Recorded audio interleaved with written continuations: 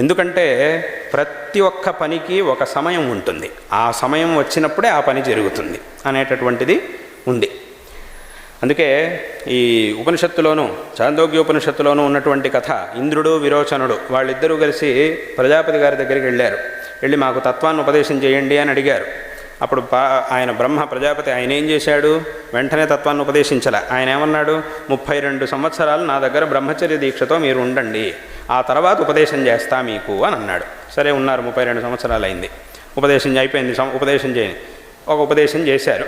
వీళ్ళిద్దరూ ఆహా అయింది, మొత్తాన్ని మేము వచ్చిన పని అయింది, మాకు ఉపదేశం చేశారు అనుకున్నారు. వాళ్ళ ఇళ్ళకి వాళ్ళు బయలుదేరారు.